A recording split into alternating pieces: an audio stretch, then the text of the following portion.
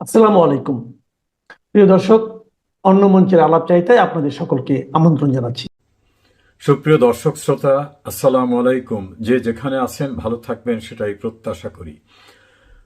বাংলাদেশের অস্থির সময়ে নানা প্রসঙ্গ নিয়ে আপনাদের সঙ্গে কথা বলি। গতকাল আমাকে বাংলাদেশ থেকে একাধিক গুরুত্বপূর্ণ ব্যক্তি, যারা সরাসরি রাজনীতি করেন না, পেশার সঙ্গে জড়িত, স্পর্শকাতর পেশায় থাকার কারণে তাদের নাম প্রকাশ করতে পারছি না, তারা বলছেন যে বাংলাদেশে একসময় পান থেকে চুন খসলে, অর্থাৎ কোনো ছোটখাটো ব্যত্যয় ঘটলেই যারা প্রেস ক্লাবের সামনে মানববন্ধন করতেন, সিরডাপে, প্রেস ক্লাবে, তোপখানা রোডে, বিভিন্ন জায়গায় মানববন্ধন করতেন, বিবৃতি দিতেন, কখনো কখনো বিভিন্নভাবে তারা অভিযাত্রা করতেন বর্ডার অভিমুখে, হাই কমিশন অভিমুখে, তারা কি হারিয়ে গেছে? তাদের সন্ধানের জন্য কি আমরা কিছু করছি না? সে বিষয়টা নিয়ে কথা বলতে চাই। তেল, গ্যাস, খনিজ সম্পদ রক্ষা কমিটি নামে একটি কমিটি ছিল। বিশাল বিশাল বাণী তারা প্রচার করতেন। দেশের কোন অঞ্চলে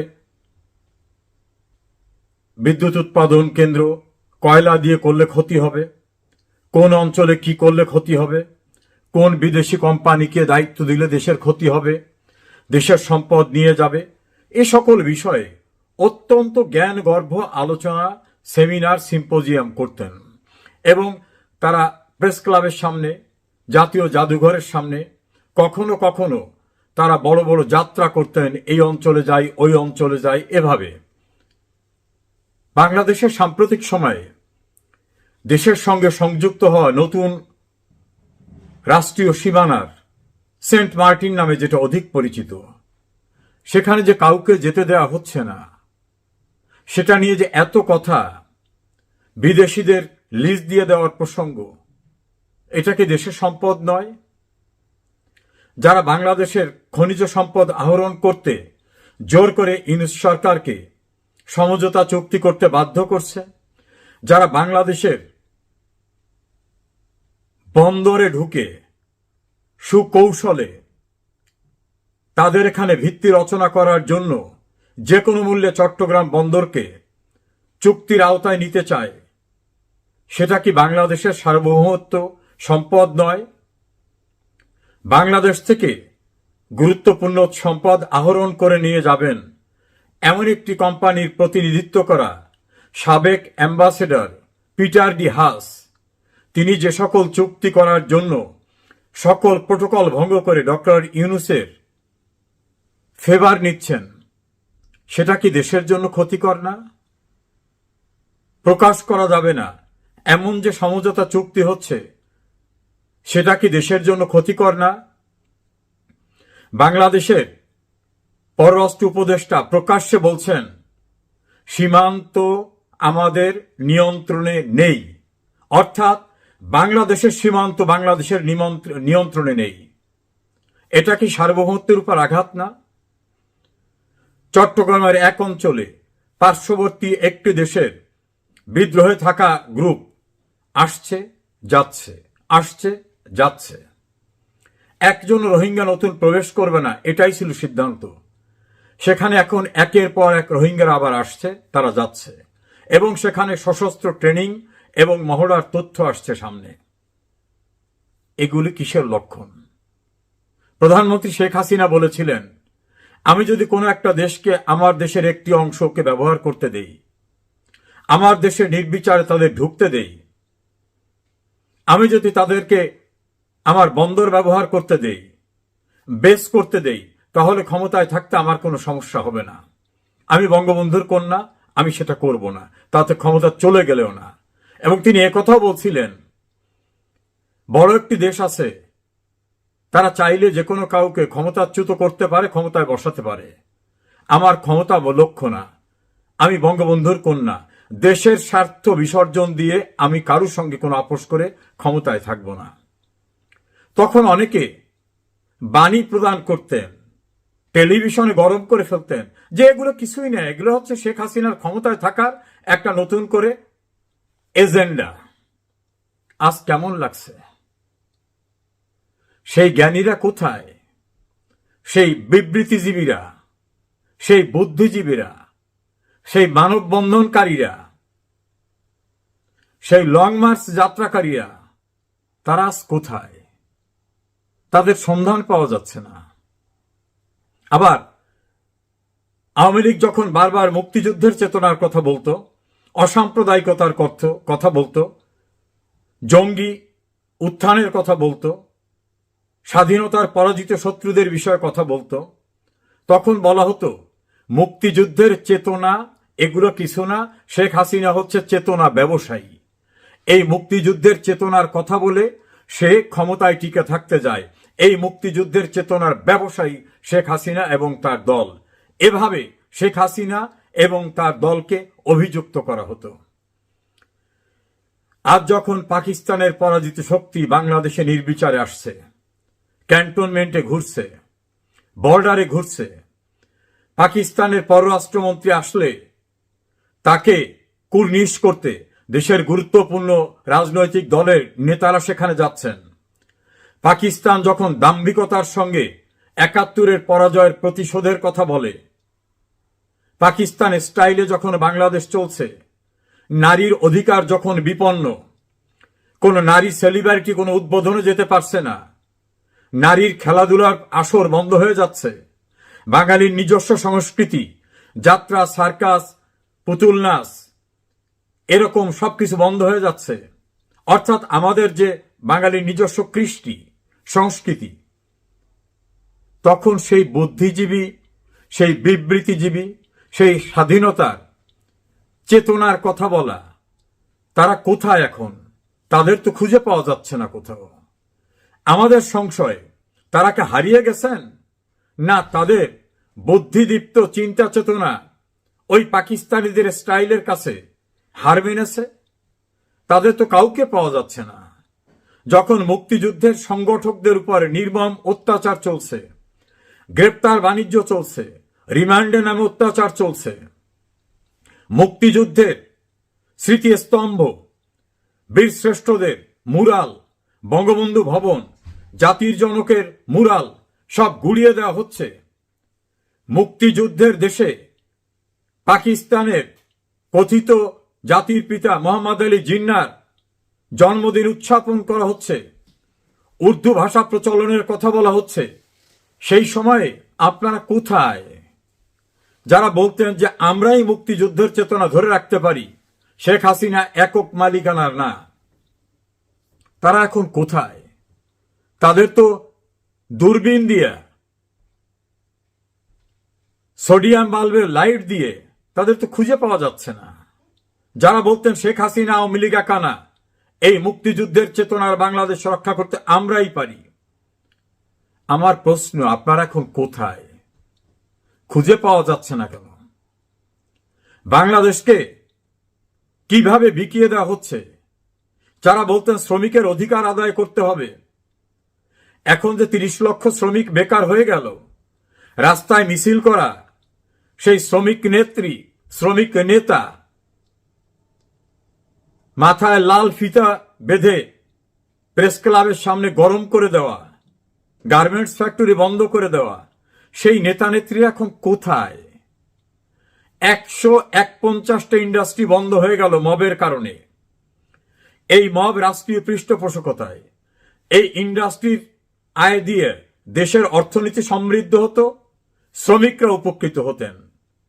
আজ যে এই ধ্বংসের মুখোমুখি, কোথায় সেই শ্রম বান্ধব শ্রমিক নেতারা?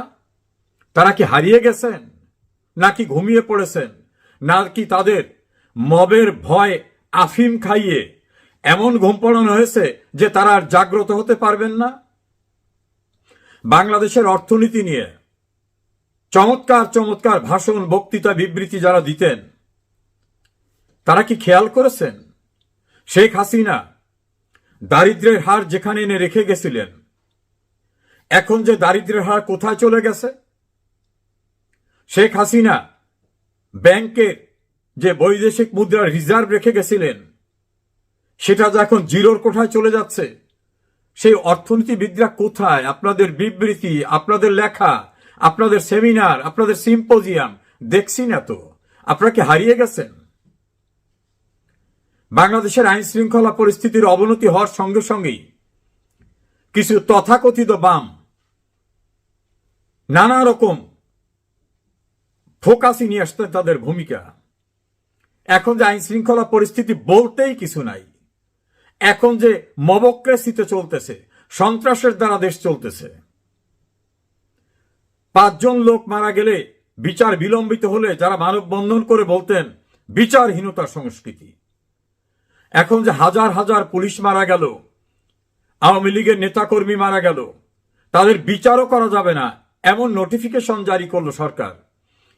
এই বর্বর নোটিফিকেশন সংবিধানের সঙ্গে সাংঘর্ষিক সেই বুদ্ধিজীবীরা, সেই সংবিধান বিশেষজ্ঞরা আপনারা কোথায়? কাউকে খুঁজে পাওয়া যাচ্ছে না কেন? বিচার বিভাগের পান থেকে চুন খসলেই যারা বিবৃতি দিতেন, এখন যে প্রধান বিচারপতি সহ অন্যান্য বিচারপতিকে শারীরিক নির্যাতনের ভয় দেখিয়ে কোর্ট ছাড়তে বাধ্য করা হয়, আইন বহির্ভূতভাবে অধস্তন আদালতের বিচারকদের বাড়ি পাঠিয়ে দেওয়া হয়, উচ্চতর আদালতের প্রায় 20 জন বিচারককে কার্যত অকার্যকর করে কাউকে অপসারণ, কাউকে রিজাইন, কাউকে ডেকে এনে হুমকি দিয়ে তার পদত্যাগপত্র নেওয়া হচ্ছে। বিচার বিভাগের স্বাধীনতার নামে সেদিন যারা সোচ্চার ছিলেন, সেই সুশীলরা, সেই বিচার বিভাগের স্বাধীনতার আকাঙ্ক্ষাকারীরা, তারা এখন কোথায়? যারা বিদেশি অ্যাম্বাসেডরকে এনে নানাভাবে সেমিনার সিম্পোজিয়াম করতেন, তারা এখন কোথায়? জুডিশিয়ারি কিভাবে আজ্ঞাবহ হয়ে গেছে, কিভাবে কোর্টের ভিতরেও নির্দয়ভাবে গ্রেপ্তারকৃতদের নির্যাতন চালানো হচ্ছে, বিচারকদের কিভাবে আজ্ঞাবহ করে ফেলা হচ্ছে, আইন শৃঙ্খলা রক্ষাকারী বাহিনী বলতে এখন অস্তিত্বহীন, রাস্তায় আর্মি বসিয়ে দেওয়া হচ্ছে, তার ভিতরে মবক্রাসি, লুটপাট, সন্ত্রাস চলছে। যারা সুশাসনের কথা বলতেন, সুশাসনের জন্য নাগরিক, সেই সুশাসনের জন্য নাগরিক আমার অত্যন্ত প্রিয় মানুষ বদিউল আলম মজুমদার, আপনি কোথায়? আপনার কোনো বিবৃতি দেখছি না কেন? ঘুমিয়ে পড়েছেন? যারা বাংলাদেশের পররাষ্ট্রনীতি নিয়ে নানাভাবে সিম্পোজিয়াম করতেন, তারা এখন কোথায়? কোন দেশের সঙ্গে বাংলাদেশ এখন সম্পৃক্ত আছে? যারা বলতেন দেশটা আইনসঙ্গত উপায়ে চলতে হবে, এখন যে টোটালি বেআইনিভাবে চলছে, তাদের কোন সাড়া শব্দ পাচ্ছি না। এনজিও পার্টির প্রধান ক্ষমতা দখল করেছে, আপনারাও ছিলেন এনজিওর লোক, ফলে আপনাদেরই একজন ক্ষমতা দখল করার কারণে আপনারা এখন স্তব্ধ হয়ে গেছেন। দেশটা এখন এনজিও কেন্দ্রিক। গণমাধ্যমে বিভিন্ন আলোচনা শুনি ইউনুসের সরকার এনজিও সরকার, কেউ বলেন এটা ইন্টারন্যাশনাল সরকার, কারণ অনেক বিদেশিরাই সরকারে আছে।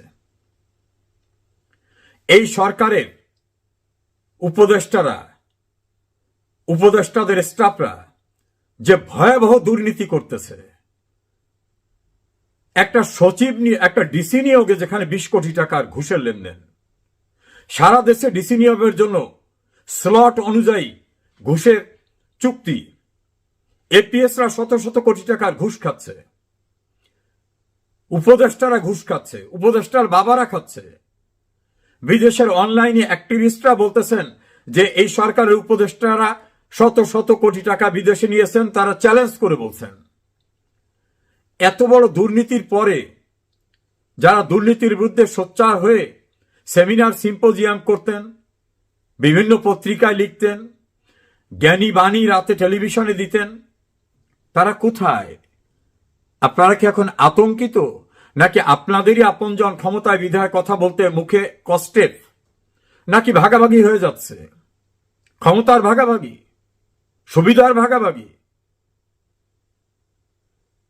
সরকারের প্রধান হয়ে 26টি অনৈতিক সুবিধা যিনি নিলেন, যিনি তার বিরুদ্ধে দায়ের করা 11টি মামলায় বিচার মোকাবেলা না করে প্রত্যাহার করে নিলেন, এবং সব দুর্নীতির মামলা, এত বড় দুর্নীতিবাজ বিচারের মুখোমুখি না হয়ে মামলা প্রত্যাহার করে নিল। কই আপনাদের কোন শব্দ টের পাচ্ছি না কেন? শেখ হাসিনার বিরুদ্ধে যে সোচ্চার কণ্ঠ আপনারা ছিলেন, শেখ হাসিনা দুর্নীতি দমন কমিশনের দায়ের করা একটি মামলাও প্রত্যাহার করে নেননি। তিনি আইনি মোকাবেলা করে লড়াই করে সেখান থেকে তিনি মুক্ত হয়েছেন।